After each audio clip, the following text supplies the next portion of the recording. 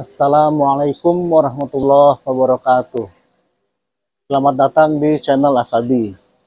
Pada video kali ini saya akan berbagi tentang budidaya ikan nila sistem intensif di lahan sempit. Atau dalam video ini saya menggunakan media ember. Budidaya ikan nila dengan sistem intensif itu berarti kita padat tebar bibitnya tinggi dan minim pergantian air. Oleh karena itu diperlukan beberapa langkah untuk mempersiapkan budidaya ikan nila dengan sistem intensif ini ya sob. Pertama, kita menggunakan probiotik dengan kandungan bakteri Lactobacillus dan Bacillus. Kalau biasanya saya hanya menggunakan bakteri Lactobacillus, tapi untuk ikan nila sistem intensif di lahan sempit ini saya menggunakan tambahan bakteri yaitu Bacillus. Apa fungsi Bacillus? Bacillus kita gunakan agar sisa-sisa kotoran ikan nila itu dapat terurai dengan lebih sempurna. Oleh karena itu kita bisa minimal dalam pergantian air. Dalam budidaya ikan nila sistem intensif ini kita juga menggunakan aerator yang cukup kuat ya sob. Kenapa kita menggunakan aerator yang cukup kuat? Pertama, karena ikan nila membutuhkan oksigen terlarut yang tinggi. Ikan nila akan lambat pertumbuhannya apabila kekurangan oksigen terlarut di media airnya. Kedua, kita menggunakan bakteri Bacillus. Bakteri Bacillus ini bersifat aerob ya sob, atau dia bernafas menggunakan udara. Jadi kita perlu menggunakan aerator yang berkapasitas besar karena ikan nila dan bakteri sama-sama membutuhkan oksigen yang banyak. Oke sob, tanpa berpanjang lebar kita akan melakukan persiapan budidaya ikan nila dengan sistem intensif. Ikuti kelanjutannya sob. Oke sob, sekarang kita mau mulai tahapan persiapan budidaya ikan nila secara intensif dengan media ember. Pertama, kita siapkan dulu embernya, pastikan embernya bersih. Kalau bekas budidaya sebelumnya dicuci dulu ya sob. Setelah ember dibersihkan, berikutnya posisikan ember di tempat yang sesuai, yang terkena cahaya matahari langsung, dekat dengan sumber air, dan mudah dalam pembuangan air kotornya. Nah ini sob, ember udah saya siapkan dan udah bersih. Berikutnya kita mau isi air dan kita melakukan persiapan air untuk budidaya ikan nila secara intensif dengan media ember. Ikuti kelanjutannya. Sekarang kita mau ngisi air dalam ember. Saya menggunakan air sumur bor dan pastikan air disaring ya sob, supaya kotoran-kotoran seperti lumut atau pasir dari selang atau dari sumber air tidak masuk ke dalam ember. Isi ember dengan air sampai batas maksimal.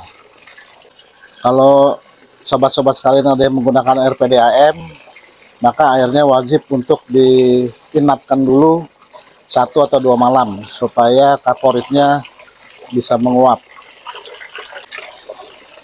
Ini saya menggunakan ember 80 liter ya sob. Ember ideal itu yang ukuran 80 liter.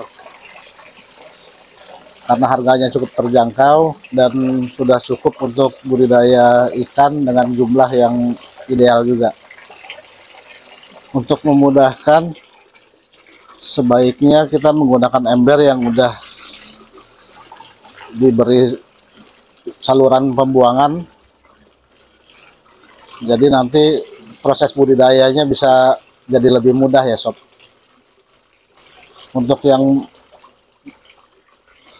yang belum tahu bagaimana cara menyiapkan ember dengan saluran pembuangan, silahkan tonton video saya yang linknya ada di atas sob. Embernya sudah penuh terisi air ya sob. Langkah berikutnya adalah kita melakukan persiapan air untuk budidaya ikan nila dengan sistem intensif. Untuk budidaya ikan nila sistem intensif ini, saya menggunakan 3 jenis bahan. Bahan yang pertama adalah molase sebagai sumber makanan untuk bakteri. Yang kedua adalah kapur dolomit, ini sebagai penjaga pH air dan alkalinitas. Dan yang ketiga, saya kali ini menggunakan probiotik pabrikan, karena bakteri yang digunakan adalah bakteri lactobacillus serta bakteri bacillus. Kalian bisa menggunakan probiotik merek apa aja ya sob. Yang penting ada lactobacillusnya dan ada bacillusnya. Karena budidaya ikan nila sistem intensif ini memerlukan lactobacillus dan bacillus. Oke, itu adalah 3 jenis bahan yang akan kita pergunakan untuk budidaya ikan nila dengan sistem intensif. Untuk pengaplikasiannya, pertama kita siapkan air sedikit, bisa di gayung atau bisa juga di wadah plastik, secukupnya aja sob ya, nggak usah terlalu banyak.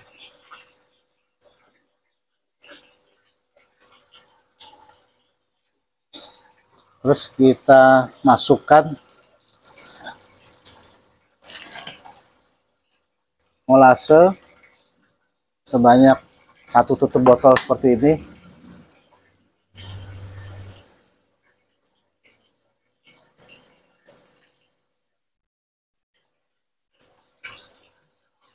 Kita campurkan ke dalam air. Molase sebaiknya jangan dimasukkan ke dalam ember langsung ya sob, karena dia kental. Jadi kita larutkan dulu di air yang sedikit ini.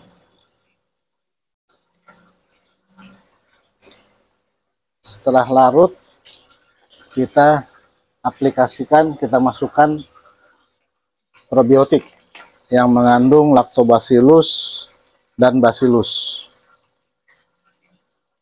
Bebas menggunakan merek apa aja. 1 tutup botol aja ya sob, udah cukup. Kita campurkan ke dalam molase.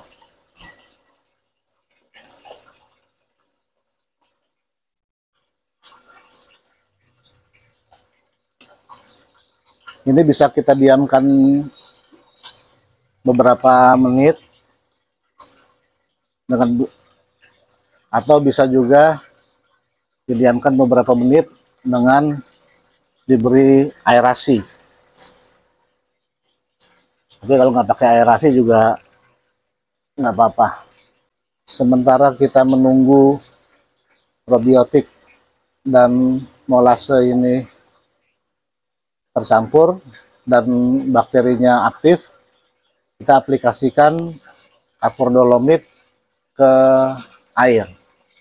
Seperti biasa sob, saya mengaplikasikan kapur dolomit menggunakan saringan, dan jumlah kapur dolomitnya kurang lebih 1 sendok ini, kurang lebih mungkin 2-3 gram mungkin ya.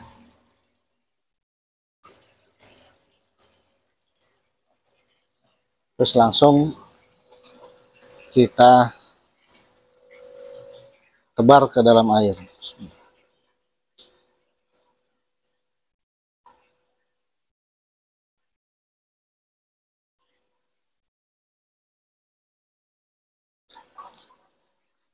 cukup.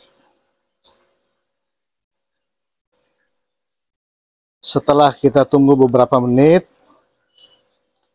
agar bakterinya aktif, sekarang udah bisa kita aplikasikan campuran probiotik Lactobacillus dan Bacillus dengan molase ini ke dalam air.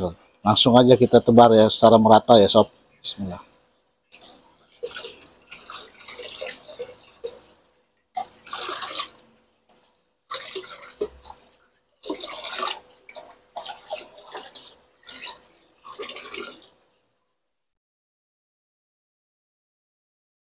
Sudah selesai molase dan probiotik kita aplikasikan ke dalam air.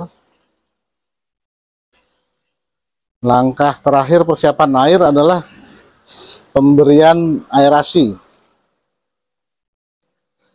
Penggunaan aerasi untuk budidaya ikan nila intensif ini sangat wajib ya sob. Karena ikan nila itu membutuhkan kadar oksigen terlarut yang tinggi. Jadi minimal sobat-sobat sekalian menggunakan aerator 2 titik atau 2 lubang yang banyak beredar di pasaran. Itu minimal tuh sob ya. Kalau bisa lebih besar lagi lebih bagus. Nah, ini sudah pemberian aerasi. Ini minimal aerasinya seperti ini ya sob. Saya nggak punya alat untuk mengukur oksigen terlarut, cuman pastikan aja bahwa aerasinya itu besar. Nah, sudah begini, kita diamkan air selama kurang lebih 1 minggu. Setelah 1 minggu nanti kita lihat perkembangannya. Sudah bisa tebar bibit ikan nila atau belum. Oke sob, ikuti kelanjutannya. Oke sob, ini kondisi air di hari ke-7. Warnanya coklat bening.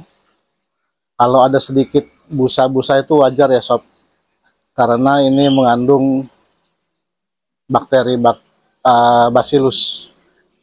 Jadi salah satu ciri khas kalau kita mengaplikasikan bakteri Bacillus adalah airnya berbusa.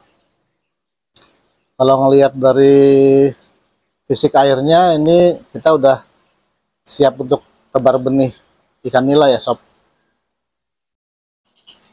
Ini bibit ikan nila yang akan kita tebar ke dalam ember yang akan kita budidayakan secara intensif. Di ember yang ini sudah ada beberapa bibit ikan nila ukuran 2-3 jari. Nanti akan kita pilih 15 ekor kurang lebih yang besar-besar untuk kita budidaya dengan cara intensif. Ini benihnya, bibit ikan nilanya ukuran 2-3 jari. Ini saya hasil pijah sendiri ya sob. Jadi nggak pakai karantina dan dijamin bibitnya bebas penyakit. Kalau sobat-sobat menggunakan bibit beli dari penjual bibit, pastikan bibitnya bebas jamur ya sob, bebas jamur dan bebas penyakit, dan harus dikarantina terlebih dahulu. Karena saya bibit produksi sendiri, jadi saya tidak melalui proses karantina. Oke sob, sekarang kita tebar benih ikan nilanya. Bismillah. 1, 2, 3, 4, 5, 6, 7, 8, 9, 10, 11, 12, 13, 14. Ada 14 ya sob. Coba saya lihat satu lagi, siapa tahu ada yang ukurannya yang lebih besar supaya genap 15. Nah, kita tambah satu lagi sob, jadi 15. Genap 15 ya sob. Ini adalah kondisi air dan ikan di hari ketiga, dan sekarang kita mau mencoba memberi makan. Pelet yang saya berikan berukuran min 2 yang sudah saya bibis terlebih dahulu. Makan pertama kali kita kasih sedikit dulu ya sob. Bismillah. Kita lihat reaksi ikannya, apa sudah mau makan apa belum.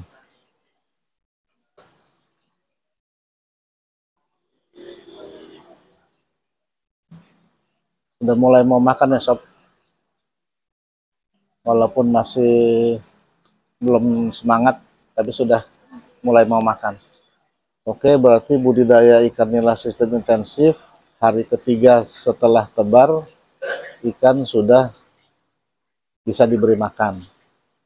Tapi nggak harus hari ketiga ya sob, bisa hari kedua, bisa hari keempat, tergantung ikan sudah beradaptasi atau belum.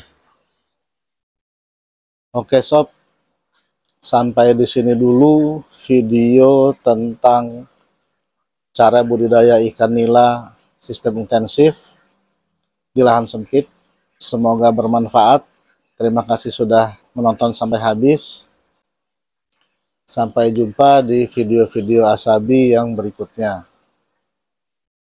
Wassalamualaikum warahmatullahi wabarakatuh.